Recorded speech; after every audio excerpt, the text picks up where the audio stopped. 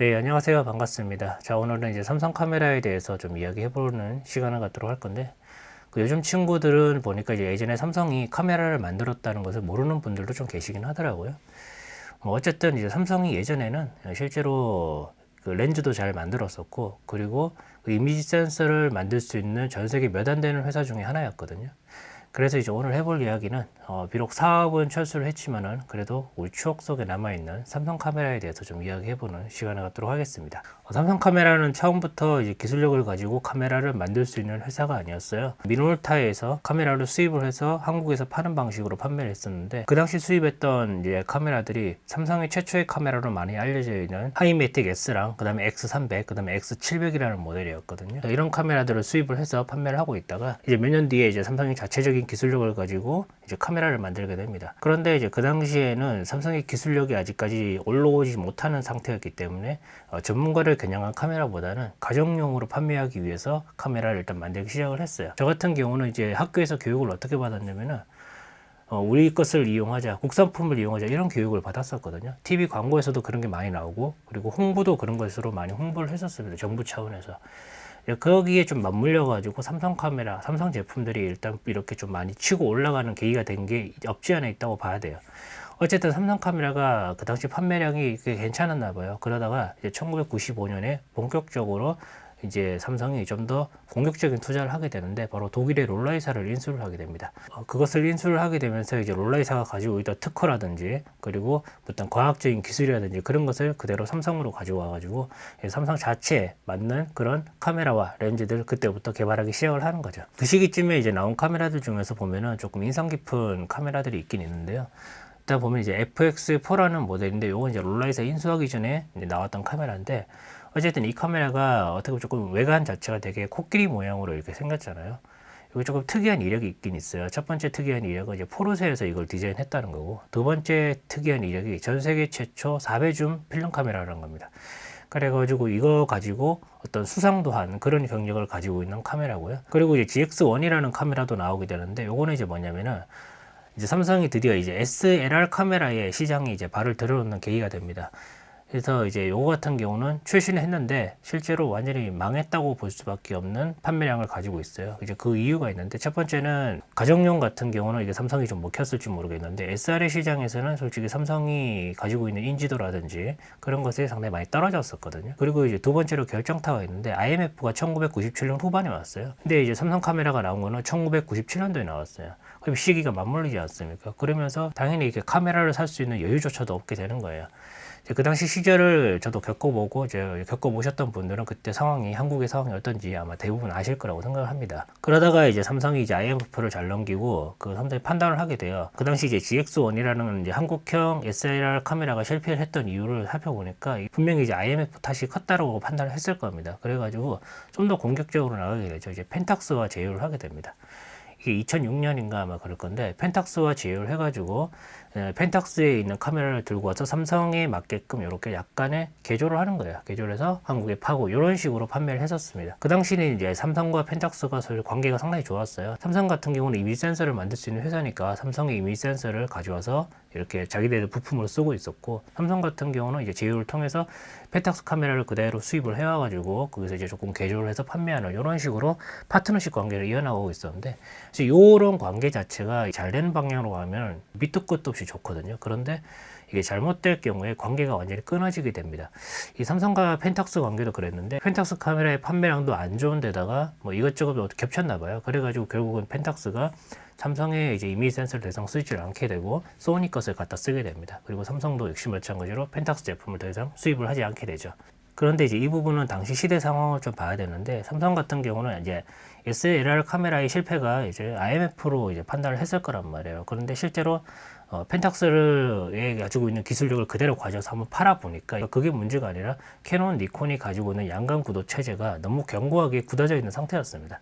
그러다 보니까 이제 삼성 같은 경우는 치고 들어갈 틈 자체가 아예 없었던 거죠. 그리고 이제 소니 같은 경우는 이제 미놀타를 합병을 하게 되죠. 하나 합병을 하게 되면서 덩치는 키우고 기술력을 업그레이드 확 시켜버립니다.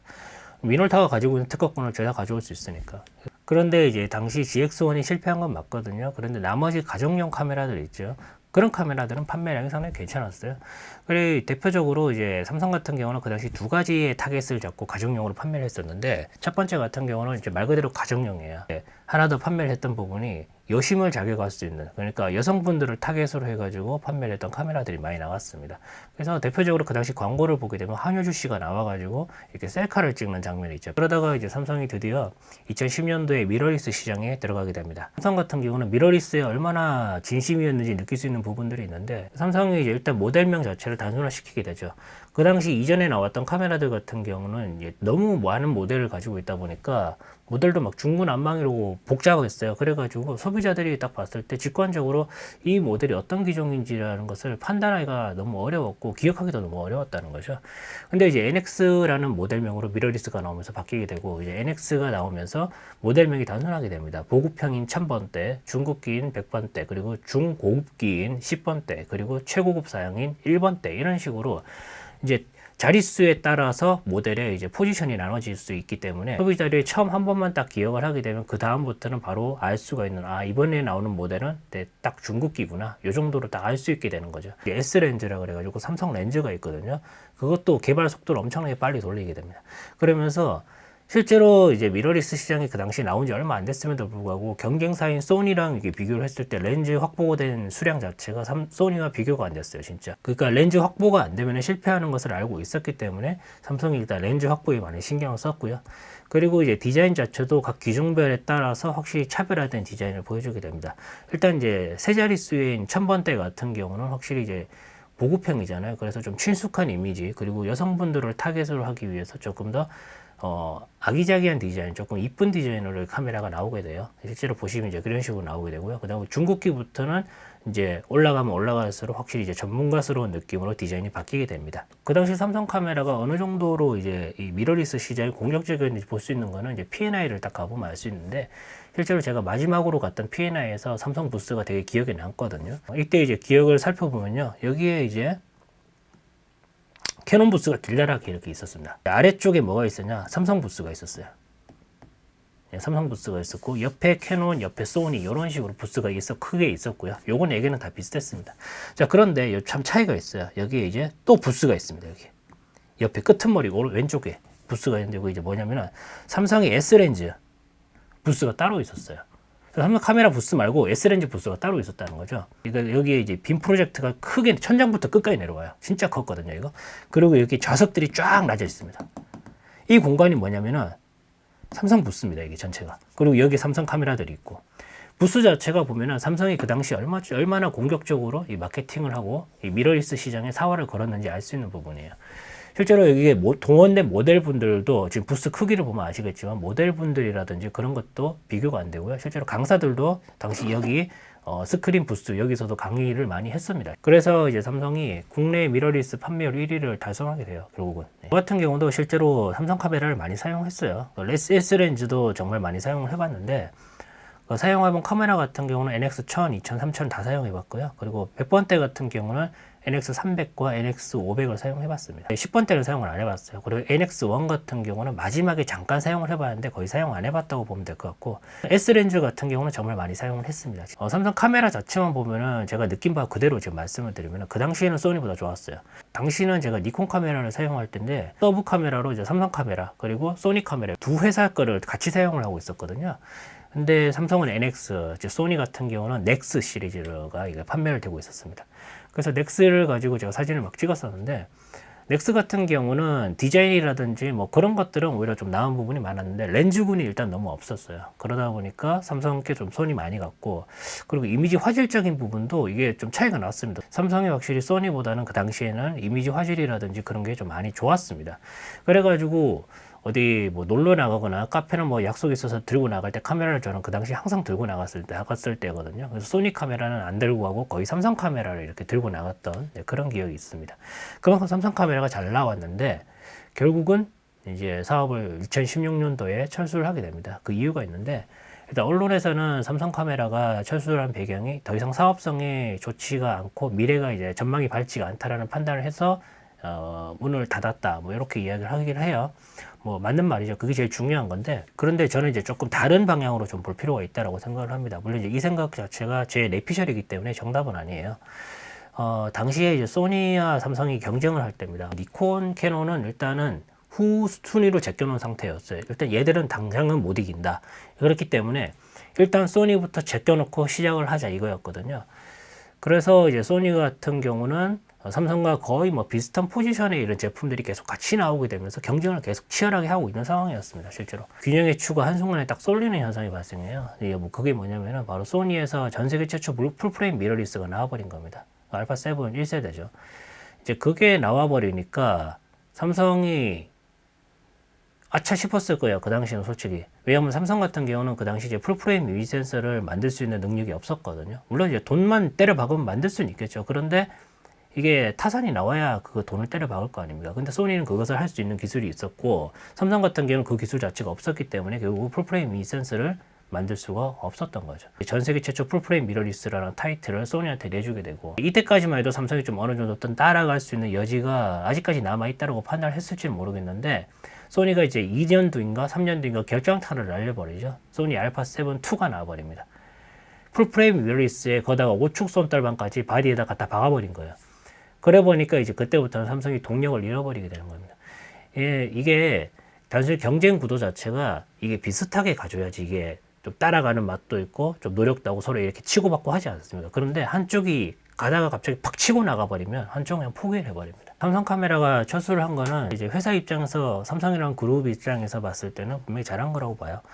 일단 그 카메라를 만드는 것 자체가 그냥 개발 부서 하나만 딱 있다고 해서 만드는 것도 아니고 뭐 공장도 있어야 되고 거기 있는 이제 인력도 있어야 되고 하는데 그 인력과 공장들 뭐 그런 것들 있죠. 부서라든지 그런 것들을 한순간에 다 없애겠다는 거거든요. 그런 결정을 하기가 쉽지가 않은데 그것을 과감하게 결단할 수 있을 만큼 미래성이 보장이 되지 않은 사업이 카메라 사업이라는 것이 확신이 있었을 것 같아요.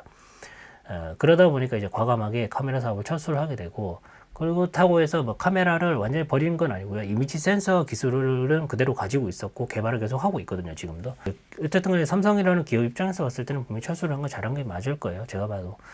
가뜩이나 시장이 많이 위축이 되어 있는 상황에서 캐논, 니콘, 소니, 삼성까지 가세서 이걸 나눠 먹는다? 이건 솔직히 좀 아닌 것 같기도 하고 그래요. 그리고 이제 소비자들 입장에서 봤을 때는 좀 많이 아쉽죠. 저도 마찬가지고, 그리고 그 NX1을 사용했다는 분들이 그런 거예요. NX1에 대한 그런 추억을 잊지 못하는 이유가, 그리고 항상 회자가 되는 이유가 바로 그것 때문이에요. 삼성 카메라고 하면은. 분명히 렌즈도 잘 만들고 카메라도 잘 만드는 회사인데 왜 사업을 접었을까? 이런 느낌이 있단 말이죠. 아마 삼성 카메라가 지금까지 미러리스 시장을 계속 이렇게 끌고 왔으면은 소니처럼 어떤 판도를 바꾸는 그런 카메라를 만들 수 있지 않을까 싶기도 해요. 삼성 같은 경우는 그 당시부터 캐논, 니콘, 소니와는 비교되지 않은 하나의 영역이 있었습니다. 뭐냐면은 바로 스마트 기능이었어요. 카메라에다가 스마트 기능을 박아 넣어버린 거예요. 그렇기 때문에 지금까지 삼성이 만약에 미러리스 카메라를 만들었다면 영상이나 사진을 찍을 때 성형 보정도 카메라에서 다 할 수 있고, 그 다음에 어떤 뭐 몸매 보정이라든지 그리고 피부 보정 되는 건 좀 있죠, 요즘에. 하여튼 그런 것들도 다 할 수 있게 되고, 그리고 눕기라든지 뭐 그런 것도 다 할 수 있을 거고, 인스타그램이나 페이스북에 그냥 카메라로 바로 전송을 할 수 있는, 삼성 카메라 연동이 잘 되잖아요, 삼성 제품끼리는. 그래서 어떻게 보면은 삼성이라는 이런 생태계 자체를 완전히 카메라와 묶어가지고 좀 더 스마트하게 사진생활을 할 수 있지 않을까 싶기도 합니다. 그리고 심지어는 카메라 자체에서 초보자에게 친절하게 구도라든지 구성이라든지 NG라든지 밝기라든지 이런 것도 하나하나 전부 다 알려주는 그런 카메라가 나왔을지도 몰라요. 왜냐면 삼성의 기술력이 그 정도로 됐거든요, 실제로. 그렇기 때문에 소비자들 입장에서 사진이나 영상을 하는 사람 입장에서는 삼성 카메라가 없어진 거에 대해서는 많이 아쉬움이 남을 수밖에 없죠. 얼마 전에 이제 인스타그램에서 제가 잠깐 흘려가면서 봤거든요. 그 이재용 회장이 이렇게 어떤 대회장에 이렇게 나와 있는데 거기서 그 기자분들인가 카메라 찍고 있는 사람들에게 한 얘기가 있어요. 지나가면서 그냥 던진 이야기거든요. 뭐냐면은 지금 나를 찍고 있는 카메라가 전부 캐논 아니면 니콘 아니면 소니다. 딱 요 얘기를 하고 딱 돌아가더라고요. 그 사람도 이제 알고 있을 겁니다. 예전에 삼성이라는 회사가 카메라로 이렇게 한때 잘 나갔던 때도 있었고 국내 판매율 1위까지 했던 시절도 있었는데, 참 이제 자기를 찍고 있는 카메라들을 딱 보니까 전부 캐논, 니콘, 소니밖에 없으니까 참 만감이 좀 교체하지 않을까 싶기도 합니다. 어쨌든 이제 그 사람처럼 이제 그 당시 사진을 했던 사람들, 영상을 했던 사람들 그 머릿속에는 계속 이제 NX1이라는 모델이 계속 남아있게 되는데, 그래서 삼성 같은 경우는 어떻게 보면 마무리를 좀 잘한 케이스가 아닌가 싶기도 해요. 이게 조금 안 좋은 어떤 실패작을 바탕으로 망하게 되면은 상당히 좀 안 좋은 인식을 가지고 끝내게 되는데, 삼성 같은 경우는 이제 마지막 레전드가 될 수 있는 그런 플래그십을 딱 출시를 하고 사업을 종료를 했기 때문에 많은 사람들에게 좋은 기억으로 남아있는 그런 카메라 회사가 되지 않을까 싶기도 합니다. 자, 오늘 여기까지 하겠습니다. 고맙습니다.